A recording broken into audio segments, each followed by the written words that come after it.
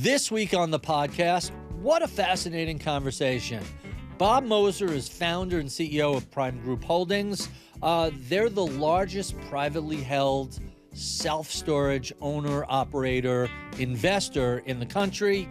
Fascinating conversation. Started acquiring properties in college, eventually started doing RVs and mobile homes.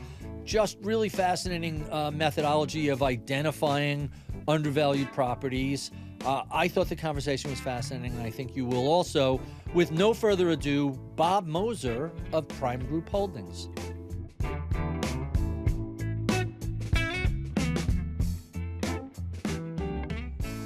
Bob Moser, welcome to Bloomberg. Thanks for having me. So let's start out with your background. Bachelor's with honors in economics from Union College. Yes, sir. What was the original career plan? To tell you the truth, it was always real estate. So I've always had an affinity for real estate. Really? Yeah. My mom tells the story that when I was like 14 or 15, she'd drop me off at the local real estate broker's office, and I would drive them nuts for a couple hours. And it was either that or just to get rid of me, out of her hair probably.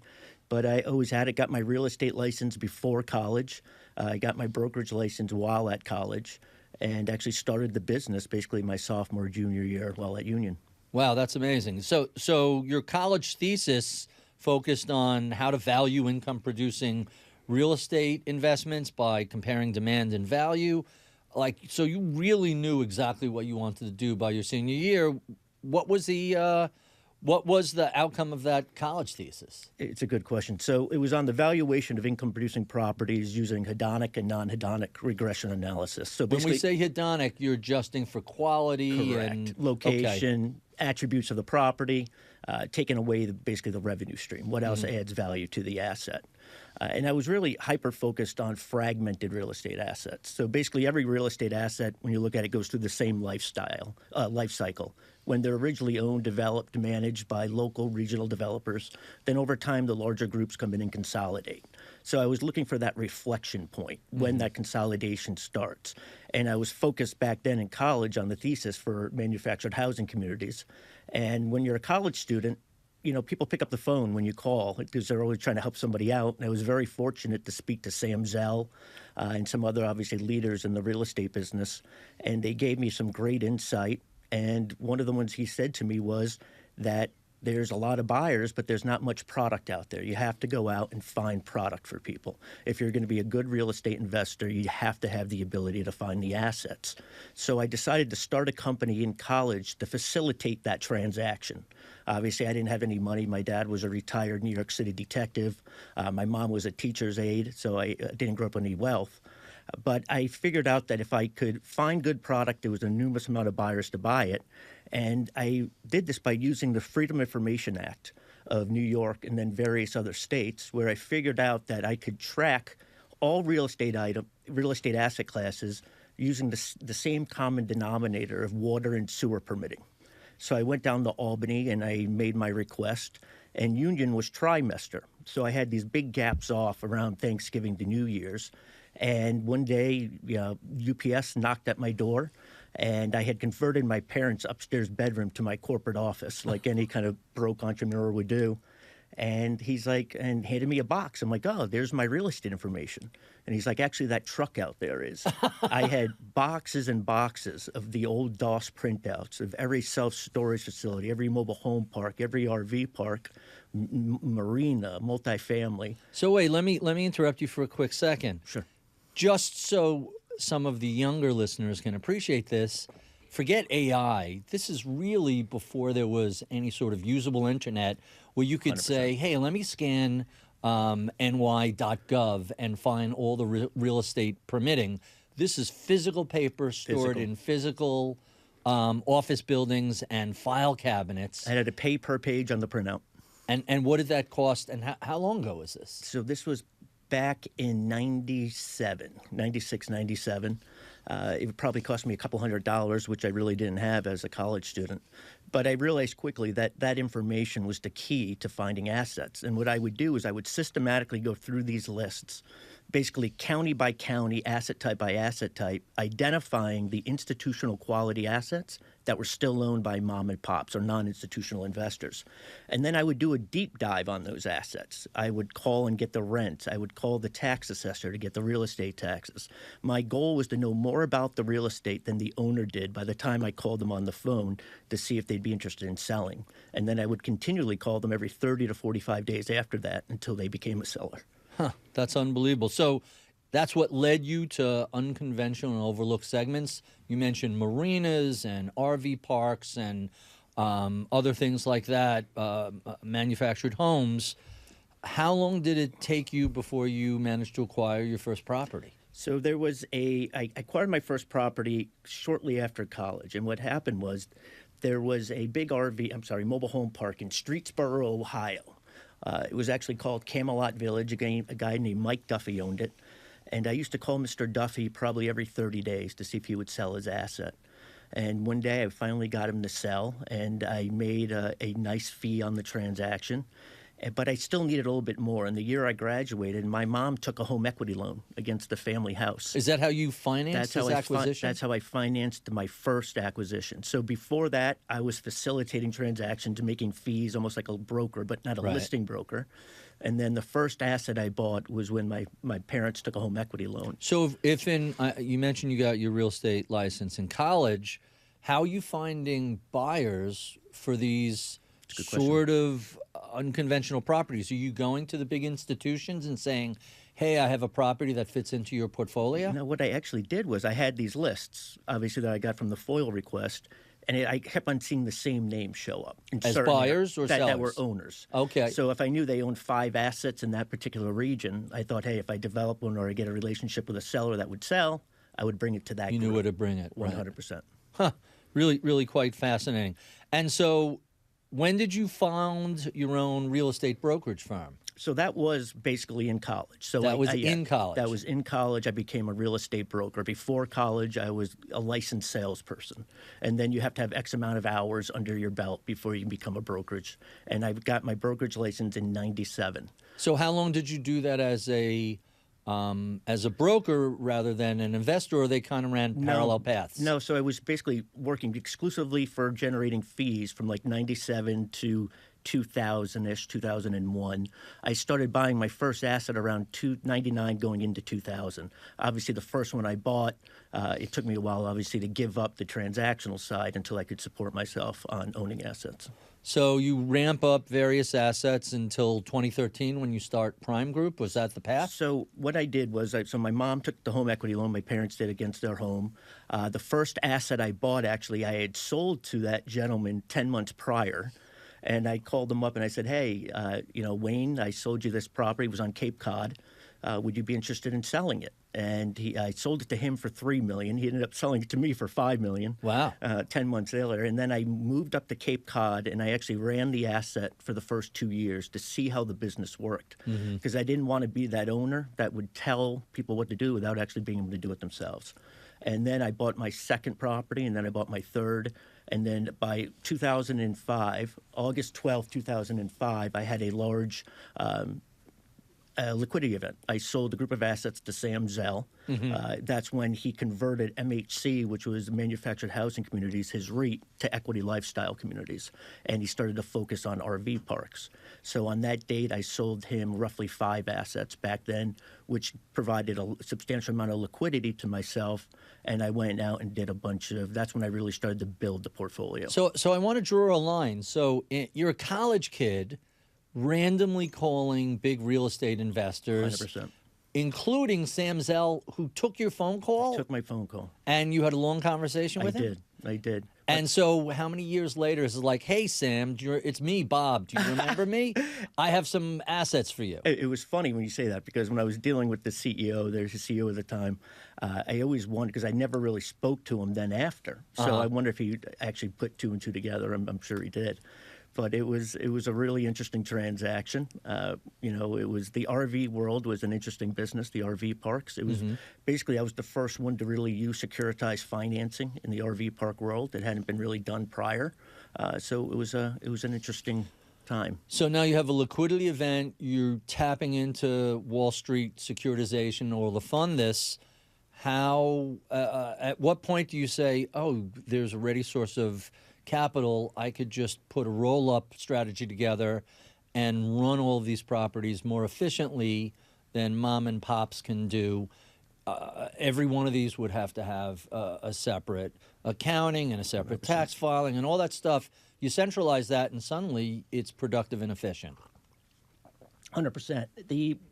So basically from, let's say, 2000 through 2005, 2006, I was acquiring a lot of mobile home RV parks. I also owned shopping centers, a little bit of everything. It was a pretty diversified portfolio. And what really transitioned to me to become an asset specialist, which we are now, was how well self-storage was doing during the first financial crisis. I was doing a year-end portfolio review in around 2007, 2008, and the self-storage assets were a smaller part of my portfolio back then, but they were outperforming everything else at that time. And it wasn't like they were going, straight up, but they were so defensive, and they were doing so well when all these other assets were getting beat up. And I decided at that point to become an asset specialist, singularly focus on self-storage. So I sold off, over the next few years, I sold off the rest of the mobile home and RV parks. I had multifamily that went to third-party management.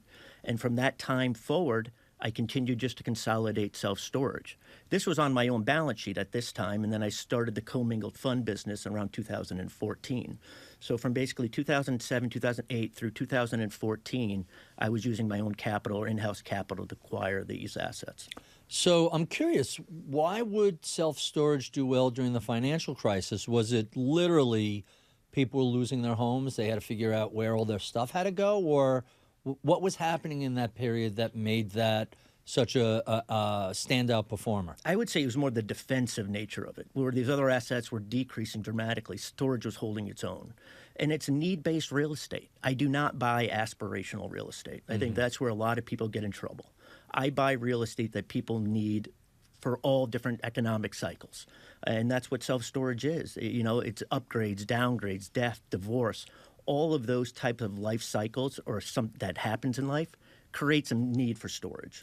And it seems, we're going to talk more about self-storage in a moment, but it seems like you are in a variety of different regions, everywhere from Saratoga to Springs to Chelsea here in New York City. How do your underwriting assumptions differ relative to, is this urban, is this suburban, is it exurban, is it out in the sticks? How do you look at these different spaces? Obviously, valuations differ and rents differ. 100%. What's the thought process? So we truly, obviously, real estate, not sound cliche, but it's location, location, location. So if you look at our portfolio, it basically, you take the United States and it looks like a U. So we're up and down the coasts. Right now, we don't have exposure in Texas. And the reason why is that there's a lot of open zoning in Texas, and one of our major requirements is barriers to entry. And the reason why we're along coastlines and then we're picking up in the mountain cities out in like Utah and Colorado is that there's a barrier, natural barrier keeping the population tight to a nucleus. So we want to be in predictable downtown retail corridors when we're choosing the asset. So that's the first glance over deciding where we're going to buy. Then it goes down to what is the supply, what's going to constrain the supply in that particular market. Because like any other type of real estate, there's always areas that are oversupplied. And the key is finding these areas that are undersupplied. When I was first doing this with paper, it was a lot of obviously, calling on the phone, calling the assessor, feeling the market out, visiting. Now we have built very sophisticated software that helps us pre-identify these areas that we should be buying, not even the area, the exact asset we should be buying, even though it's not for sale. So we built out this program where basically I can put in our buy box and it populates out of the 60,000 self-storage facilities in the country, the ones we should go after, even though they're not for sale. And then what we have is our deal teams, which are a group of roughly 3 dozen people internally that we allocate the deals that fit our criteria to, and then they continue to call and visit those owners until we convert them to sellers. So we truly buy everything off market, and it's 100% organically originated. So let's talk a little bit about the business model of self-storage. I see these areas popping up everywhere. I see these self-storage facilities popping up everywhere. How widely used are they? How profitable are they versus, traditional commercial real estate? What is the appeal that just over the past 10, 20 years, this space has exploded? It's a great question. So self-storage has the lowest break-even occupancy of any institutional real estate asset class I can think of. So at 40% occupied, you're breaking even on expenses. So it's very risk-adverse. It's a very risk-adverse asset from top to bottom. When you're looking at what the tenant signs to become a tenant, these are month-to-month leases, so we can adjust to what's happening in the macro environment at any given time. There's no lease risk whatsoever in the asset class. So no lobby, no doorman, no doorman, showers, no none of the things that multifamily Correct. makes so expensive. Well, you think about a multifamily. If you're going to turn a unit, it's going to cost you anywhere from, let's say, $1,500 to $5,000, depending on what you're doing. Self-storage is $5. We're sweeping it and replacing a light bulb, if there is one. And tenant improvement is what really hurts, especially office, but a lot of real estate assets. You're constantly chasing that capital improvement. Really, really quite interesting. What about ancillary revenue streams? We've all seen those silly reality shows where they find these, someone abandons a unit and they find some $1 million painting in there. How much nonsense is that? I haven't had that luck. But it's funny that you bring that up. So prior to those TV shows, we would have the auctions on site, kind of like you see in the TV shows. What happened, though, everybody all of a sudden started showing up to these, had a personality. They thought they were on TV. Right. The traffic became overwhelming on the asset, so everything now is virtual. So when we have an auction, it's all done online. And it's not a revenue source for the business. The real way, so we put our properties through a 5-step value creation process. And one of those steps is diversifying the revenue stream. And it's a great question because there's a substantial amount of value picked up in self-storage through these ancillary revenue streams. One of them is a tenant protection program where the tenants are able to push the liability of a storm or something happening to their goods onto the landlord for paying a certain price. There's prime access if you need access past the operating hours. So let's say you need access 24 hours a day, you're a small business, you can pay for that. So these items obviously add up when you have 200,000 to 300,000 units like we currently operate. I hadn't even thought about the idea of a storm. So you live near a coast, there's a big hurricane coming. Hey, I have a bunch of furniture and I want to get soaked if we're swamped. Let's move it inland to a storage area and that's 100%. And God forbid something happens to their home, obviously a lot of stuff gets moved into the storage facility. So you guys are the largest privately held self-storage set of ownership. What's the competition like? I know Blackstone is in here. Mm-hmm. We see cubes everywhere. We see Public Storage. Who are your big competitors, and is there an eventual play where someone takes you out? Correct. So there's the group of public companies that you were just mentioning. You have Extra Space, you have Public Storage, you have CubeSmart, U-Haul. U-Haul, I didn't even think of U-Haul. That's correct. Right. Most people think of them just as the moving business, right. But obviously they own a substantial amount of self-storage, substantial amount. So what we do differently is we operate differently. We have a different, I would say, rationale when it comes to operating compared to the REITs, where the REITs are highly focused on occupancy. They want to keep their occupancy above 92%. Where I'll trade occupancy for top-line revenue. Mm-hmm. So what we'll do is in the off-season when it's slower, we'll hold our rents, create some occupancy, and then come spring when the season's busier, we have room to put the higher payers in.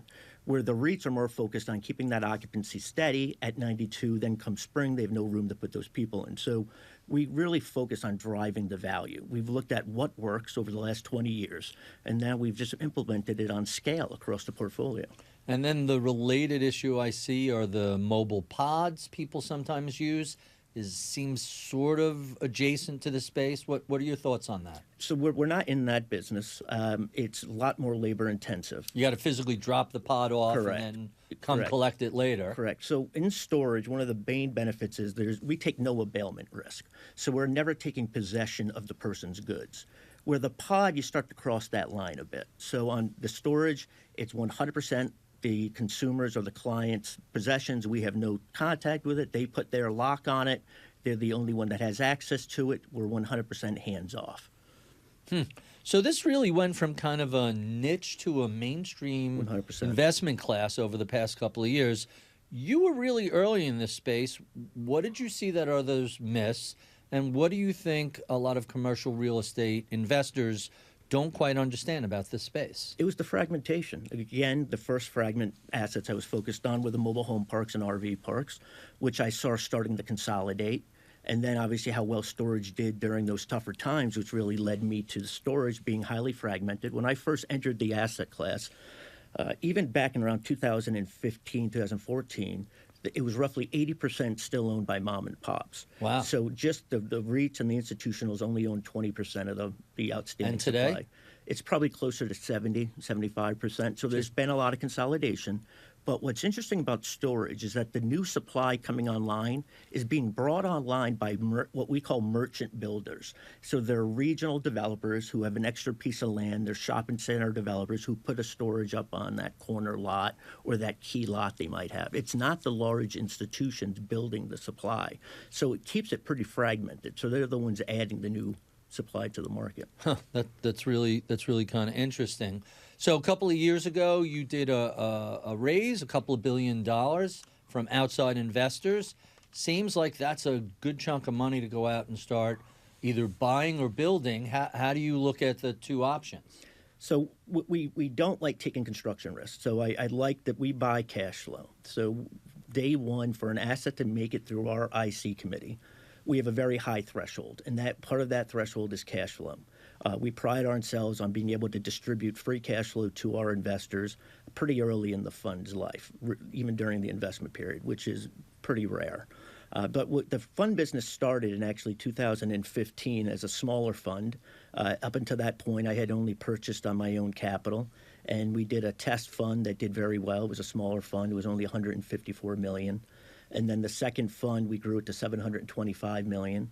And then the third fund is the one you're referring to, is roughly $2.5 billion fund. So why go to outside investors rather than go the securitized route? Is it that much less expensive to do? It was basically it's scale play. So I knew the asset class was going to consolidate quickly once the large institutions understood it better, or when the large investors did. And I wanted to have that foothold in the market, and the best way to do it was through the commingled fund way. And also by doing that, I think we were able to disrupt things a bit, because we pride ourselves on delivering what we call entrepreneurial type returns. We are operators. We are in the field on a daily basis. We're in the office grinding this out. So we try to deliver direct property level returns to our investors. So not hands-off REIT-like Correct. Numbers. So you mentioned your investment committee. Walk us through the typical acquisition. How do you source these things? Is it still just calling people up and saying, hey, let us know when you want to sell, and following up? And then what's the process like through the investment committee? So this is where it takes the correct personality to be this part of the team. And these are what we call our deal team members. So what we use is our proprietary software we have developed in-house, that we load our entire buy box into this software, and it projects, it's an AI system, every self-storage that fits that criteria in the country. And it has every data point about that asset, the owner, how big it is, the taxes, the rate, everything you could imagine. Then we allocate that deal to the deal team member that covers that area. Then he or she continues to call that owner every 30 to 45 days until we convert them to a seller. So some of these deals that we're buying today, we've been working on for a decade, and we finally got the seller to the point to sell. So it's a very thick-skinned, long, relationship, but it's a numbers game. So if we have 36 people with good information calling these owners, and the reason why we do so much upfront information is we want to know more about the asset than the seller does, in a way, because we want to separate ourselves from anybody else calling them. We want to show that we're sincerely interested in buying their asset when we're able to tell them, or even educate them about their own asset at times. So I get calls and emails from private equity guys, hey, do you guys want to sell, blah, blah, blah. It's like, it gets annoying at a point. What's the conversation like with the seller? Hey, spoke to you back in October, just checking in, seeing if anything changes. How receptive are people to this? So it's more than, and I get those same emails, and it drives me nuts, or the phone call, will you sell your property? I'm like, which property, what area? So when we call, we're referring to an exact asset. We've already been by the asset. We know what the numbers are. We know the size of it. We might have spent already 2 weeks researching that asset before we called the owner. And instead of somebody just blindly calling you, Barry, but if they called you and they knew a lot about your business, and they knew the numbers are estimated. Sometimes you're more intrigued to say, hey, this guy spent the time to learn a lot. But then we visit them on the holidays. We find out when their birthday is. We send them a card. But it's a constantly being in contact with them. And then we try to solve that problem, what they do with the money afterwards. How do they maximize their sale proceeds? And we hold their hand through the process, and they become one of our biggest referrals, our sellers. That's amazing. Maximizing returns afterwards, I'm going to assume that's some combination of it's obviously capital gains. There's a bunch of depreciation that comes along. There's a lot of different things a seller can do. I would not have thought that a buyer is going to facilitate that process. Would hold their hand through it because we want to eliminate any kind of friction. We need to buy assets. We need to buy that asset. Like you said, we're not blindly taking a shotgun and just waiting for something to come to market. We're specifically targeting assets that fit our criteria. So we know which ones make sense until we dive into the actual, because initially it's all hypothetical until we get the actual numbers from that seller. That's the only time things would change. So this sounds like it's a really unique approach 100%. In the commercial real estate. It is. Are you concerned that someone's going to say, hey, these guys seem to have figured it out. Let's do what they're doing? Well, we have 25-year head start on them. So we have, decades of information gathering, decades of conversations with these sellers. Moreover, it's a heavy lift. It's a burdensome. It's expensive, what I carry on my deal teams. But the reason we do it is because there's no other way to buy assets the way we do and create the value we do if we were buying them on the open market. You think about it. If we weren't buying it this way, we would be buying it like 99% of every other asset where it gets brokered, beautiful pictures are taken, it's presented in its best color, it's shotgunned around to 100 buyers, you go through multiple layers of bidding, and at the end you overpaid for the asset. The winner's curse exactly in an auction situation. Exactly the right. more buyers there are, the more likely it is the winner overpaid. 100%. So we bypass all that, and we go directly to the seller, and we solve problems for them. That's really fascinating. I would not have guessed that degree of complexity, sophistication, and facilitation to the seller. Here's the crazy thing. We're closing 6 to 7 deals a month. So 1 or 2 a week? On average, when you look at it that way. We'll bundle them up so they all close in a certain maybe couple quarters.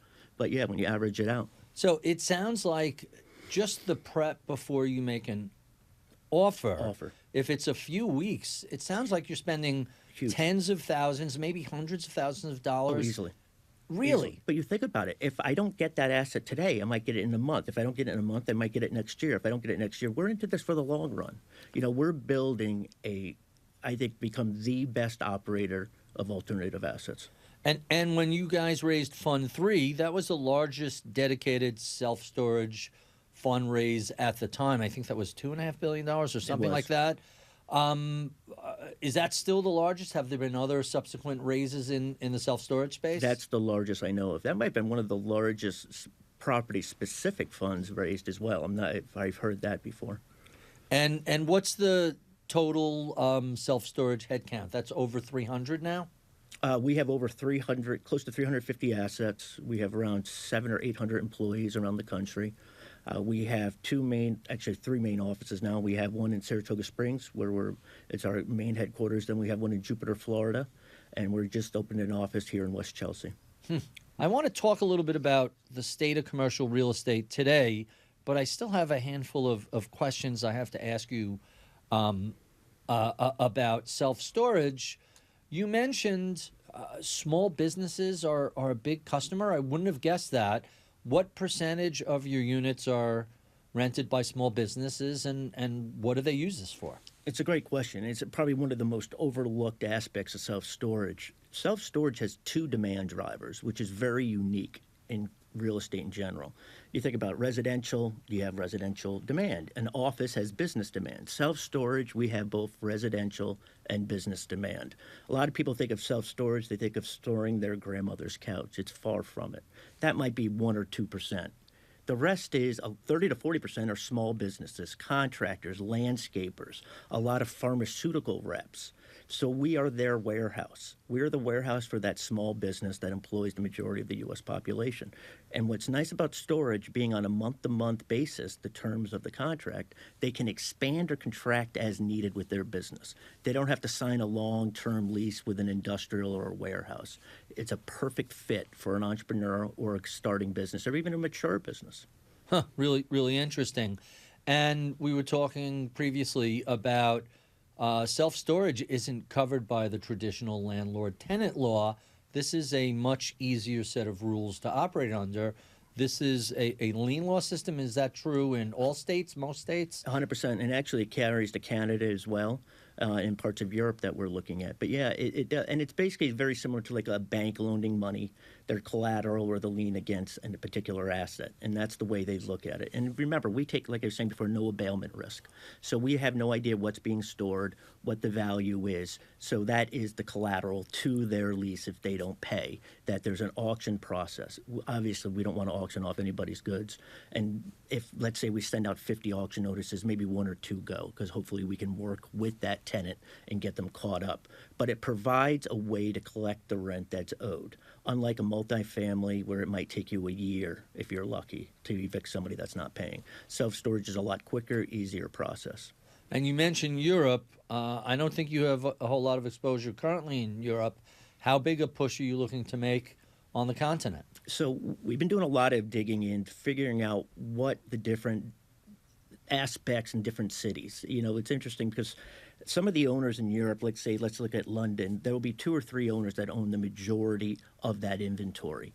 Our play, again, is going out and buying from that one-off owner. I really haven't dove into that much, but it's an important aspect to our business is we identify the institutional asset that's still owned by mom and pop. So we target that person that owns 1 or 2 facilities. And the reason for that is that they're not a professional operator. And the chances are that we'll be able to achieve our returns, if not better than what we estimated, based on putting our systems and processes over that family-operated asset. So in Europe, they've been consolidated into groups, so it really doesn't provide us that ability to buy assets that we think are highly undermanaged. So we're very risk adverse, so we'd like to see exactly how the value is going to be created. You know, we have a very, game plan on every asset, what levers need to be pulled in order to create that value. And one of those is a lot of the optimization of the rent roll, optimization of the actual unit mix, the layout of the facility. And if it's a larger, more professional owner, the chances are those low-hanging fruit might not be there. So we're still trying to find the markets that have that fragmentation, where there's still one-offs and two-off owners, because that is really our bread and butter, going in and acquiring it in that manner. So in the U.S., the laws vary somewhat from state to state, but it's fairly uniform. How different is it country to country in the EU or UK? Yeah, but even in the States, when it comes to the actual implementation of the lien law, there's different timings, there's different fees that can be charged, there's different things that you do with the proceeds from the auction. Let's say you receive more than what the person owed you. Some of it gets donated away, some of it gets contributed back to that seller. Depending on the state, that extra free proceeds determines on where it goes. So we have a whole legal compliance team that works on this on a daily basis to make sure that each state law is being followed. Every, municipality in the U.S., every county or every territory in Canada, and that's the research we're doing right now in Europe and in Australia, trying to find the markets where we know we can go in and consolidate, get economies of scale out of it, but buy the assets the way we want to buy them on this one-off way. Really interesting. So here we are. It's towards the end of 2025. Commercial real estates have seen higher rates of costs. Interest rates and inflation have been kind of stubborn and sticky. What sort of refinancing stresses does that create? Or are you sidestepping that whole interest rate chase these days? So we're very fortunate being in real estate for as long as we have. We have developed really deep relationships with the large institutional lenders, from Citibank, the Goldman, the JP, the BMO, to Northern Trust. I'm sure I'm missing one. I'll probably get a call after this. But we have very deep-rooted relationships, and we're relationship-oriented. So we're there. We work with these banks. And it's a flight to quality during this time where lenders are going to the lenders they have long-term relationship and track records with. But we spend a lot of time making sure that we're hedging our interest rates. We're making sure that we're putting the right debt on the assets at the right time. Making sure we're not cross-collateralizing too much. So a lot goes into it. I can totally imagine. We've certainly seen shifts in demographics with everything from migration and remote work and aging populations. How does that affect demand for commercial real estate, both self-storage and other related real estate? It's a big demand driver for self-storage. So when you think about it, people now are living in apartments more. I think I just heard the first-time home buyers now until like they're 40 now. Or Yeah, late 40s. It's crazy. When it used to be like 28 or 26. So obviously they live in smaller apartments. They need place to put their stuff. They need storage. Storage is almost like a trade-off. Is it that extra bedroom that might cost you $500 a month, or is it a storage for $75 a month? So it's always a trade. Same thing with an office. Is it that bigger office where you can have stuff on site, or do you supplement it with a less expensive at the self-storage? So this goes back to self-storage being a need-based real estate. And this is why during tougher times, the aspirational real estate are the ones that take the hit, like we've seen in office lately. Yeah, speaking of office, we've seen a lot of underutilized office properties. Work from home continues, hybrid working continues. How is that affecting what you're doing? I just saw, related to this, I just saw a piece in the Wall Street Journal this week that there has been a sudden surge of office to residential conversions in Lower Manhattan, which 2 years ago everybody said, oh, it's too expensive, it's too time-consuming. Do you track that sort of stuff? What sort of impact does that have? We're actually working on one of those now, actually. Oh, really? It is. It's pretty interesting. So commercial office to residential real estate. So what it was there was a group of assets in West Chelsea that we ended up buying, that two of them by right could be self-storage. We're converting one to a high-end storage of the future, we're calling it. Mm-hmm. And I can go into that more modern, a lot of technology-driven self-storage. And the other part of the project was a 9-story building that's on the High Line that we are going in to have it converted from office to residential. On the High Line, all those properties have become incredibly valuable with some starchitect designers and that sort of stuff. 100%. It's always fascinating. I'm sure that's going to be We're excited interesting. about it. When you say high-tech self-storage, I can imagine an app and an ability to have stuff brought out to you or stuff brought into you. What does high-tech self-storage look like? So we have actually harnessed the free energy of your cell phone to unlock the lock. Mm-hmm. So it's pretty interesting. So it's almost like a PayPal, I believe, or Apple Pay uses. So basically, if you look at the lock is what controls this business, the actual lock that's put on. And there's a physical key. You can lose that key. You can't, it's hard to share. Like, let's say you're a small business. How do you give your employee access without giving multiple keys? So we've devised and have built a lock that your cell phone gets an electronic key sent to it, mm-hmm. and then you can use that to open up the lock. There's no batteries needed. There's no Wi-Fi needed. Some of the new EVs are the same way, where you show up with a phone and it not only unlocks the car, it lets you start it. So we're bringing this to the self-storage business. And we have our first 5,000 being deployed as we speak right now. But what's really nice, it's catering not only to the residential, but the business consumer then can share their key for a one-time use or 10-minute use with an employee. The other thing is, if they're late and don't pay, their electronic key's turned off. But also the customer gets a full audit at the end of the month, when their unit's been opened, what time it was, so they know who's been in and out of their unit. Really tracks it. 100%. Huh, that's really fascinating. If it's not Wi-Fi, how does the key operate? Is that Bluetooth or something else? No, it's purely off. So your cell phone gives off energy just mm-hmm. sitting there. And it was enough to harness to actually flip that solenoid. It's pretty amazing. So we've been working for a couple of years to get this perfected. I'm assuming there has to be a battery. No battery. Lock? Your phone. No battery? No battery. That's the key to this.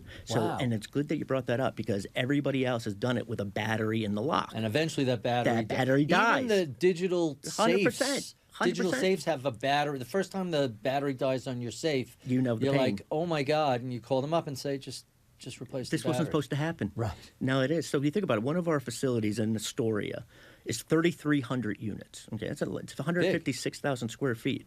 So first of the month comes. If people haven't paid, that manager has to leave the front desk, go around and double lock those units. Right. Now the electronic key just magically freezes the unit. So it reduces our labor. It gives the consumer a better product, an easier product to use. They don't have to worry about losing a key. They have a lock for free on their unit. They get an audit of their unit. It gives them everything they want to know. It's a great win-win. Huh. Quite fascinating. So given your perspective and experience in all sorts of commercial real estate, 2026, there's a lot of questions. People have no idea what's going on in terms of rates, in terms of government policies and tariffs and all these different things. What are you seeing in the commercial real estate space circa 2026? It's a good question. I was on the phone on the way down here with some of my bankers talking about this. Where does the curve look like in the short term? Obviously, I think SOFR is going to be coming down. Obviously, the rates are being lowered. I'm hoping to see that on the 5-year Treasury as well. Is that your benchmark for fees as opposed to 10-year for mortgages? Yeah, so I look at the 5-year quite a bit. We'll do 10-year on some, but the length of the fund, really the 5-year, is probably the most conducive in a fund structure. It gives you the flexibility. You can refinance out of it, but you're not locked into a point where, at times, the debt could be a penalty. If it's under leverage, you eliminate a lot of buyers at the end when you do a roll-up, or if it's too costly, then you have defeasance and everything else that goes along with it, yield maintenance. But the 5-year works well. So we've been hearing from various manufacturers. There's no sort of clarity as to policy. Everybody's kind of frozen CapEx in place and are a little reluctant to build or acquire. I get the sense that's not really an issue with your business. Going back, it's need-based real estate. People need it to, no matter what the life cycle is, whatever the macro economy is, they need space for their products, goods, inventory, their personal items. Really, really fascinating. Last question before we get to our favorites. So what do you think commercial real estate investors aren't thinking about or talking about, but perhaps should be? What's really overlooked in terms of, pick a subject, assets, geographies, policy, that's getting overlooked, but really deserves more focus? I really think it's about how to really create value in real estate. Real estate is not a short-term investment. And a lot of people look, and I'm not even talking 3 to 5 years is short in real estate. I remember years ago, this old timer told me that, real estate's boring for the first 30 years. But it's true. It really takes a while, not only to not be boring, but to be actually profitable, lucrative, then it starts to multiply on itself. As the rents go up and you stabilize those expenses, things start to grow rapidly. But I think it's the longer term vision to really create true value in real estate. I think the time horizon needs to be a little bit bigger than 3 to 5 years, because what happens then, people are put in the situation where they have to sell or they have to do something, where instead real estate has to live through those cycles. And it's just the best way to manage them, and just buying the right assets, defensive assets. Like when we're buying an asset, one of the biggest things is traffic count. But it's not just traffic count, it's traffic pattern. We want to make sure, like on our storage assets, you're driving past that facility every day on the way to work, on the way to school. It's location, location, location driven. People have to remember the basics at times, and sometimes we get away from that, and we start to look for things that are too sexy or stay simple, things that people constantly need. And you'll realize when you buy assets like that, there's inflation hedges built in, like storage. I can adjust rents on a 30-day notice. There's a lot of inflation hedge built into those type of assets. It's funny, the line, real estate is boring for the first 30 years. After Sam Zell passed away, I read a biography of him, and one of the things that that stunned me was he owned some of his properties for half a century, for 50 years. Forever. That's just an unbelievable number. It's almost like the Warren Buffett way of buying real estate. And that's the way I think that was probably the hardest thing for me to get my head around doing the funds, because I know what real estate can do when you get past that 10-year period. That's when your values start escalating and really, really growing. And it's really having the right LPs, understanding, the asset classes. Long-term is really long-term when it comes to real estate. I'm God willing, I'll be here when I'm 94. So let's jump to our favorite questions that we ask all of our guests, starting with who were your mentors? Who helped shape this obsession with real estate from the earliest days and helped shape your career? Well, so I've been very fortunate to have some great partners along the way. From some of my, like Ken Langone, founder of Home Depot, is a really close friend and mentor. Along the way, I think you learn from everybody you meet along the way. I think and when you look at that, anybody can be a mentor at any given point in time. But I've been fortunate to have some of the largest investors in the world, like the late Ira Harris, who was absolutely amazing and taught me a lot. Just life lessons, speaking to them, knowing, the long-term look at assets, how to be patient, what to look for. There's a lot that have added up over the years, and hopefully now I'm passing that along to others. So let's talk about books. What are you reading, and what are some of your favorites? I think probably my favorite was Remnants of a Stock Operator. It was a great book. Currently, I'm not reading anything as of right now. But what about streaming? What are you listening to or watching? Anything keeping you entertained these days? Podcast-wise, besides yourself, we were all in. Listening to some of that on the way down. I was just listening to actually your interview with Unlang Sloan's CEO. Wilhelm Schmidt of Great guy. Yeah, fascinating guy. Really, really. It was a great interview, by the way. I didn't realize how big into cars he was. Can I tell you there are worse places to be than a beautiful sunny weekend I can imagine. in Newport? You sounded very happy. Yeah, I had a good time that weekend. So final two questions. What sort of advice would you give to a recent college grad interested in a career in commercial real estate investing? I think it's in anything. Don't count somebody else's money. I see a lot of younger people wondering what the other person next to them is making and concerned about that. Always do more than what you're paid for. And you have to be enthusiastic. Enthusiasm is probably the biggest driver of success I can think of. Our final question, what do you know about the world of commercial real estate investing today would have been helpful back in the 1990s when you were first starting out? I would say it was more about managing people. It took me a long time to learn how to manage people. I didn't have the benefit of working for a company. I started my own business in college, obviously grew it straight through, never had that experience. And it took me a long time to learn how to manage different, I would say, strengths of different people. And I wish I had, and the ability to empower people. It took, obviously it took me probably a decade and a half before I really felt comfortable doing that. But yeah, I think that was probably, if I had done that earlier, I'd probably be bigger. Really, really quite fascinating. We have been speaking to Bob Moser. He is the founder and CEO of Prime Group Holdings, America's largest privately held self-storage investment fund.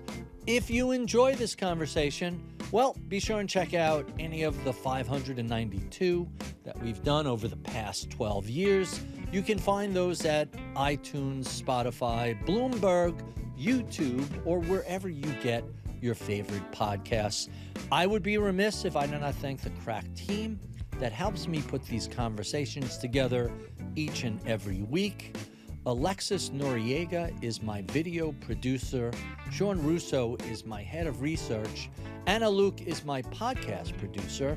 I'm Barry Ritholtz. You've been listening to Masters in Business on Bloomberg Radio.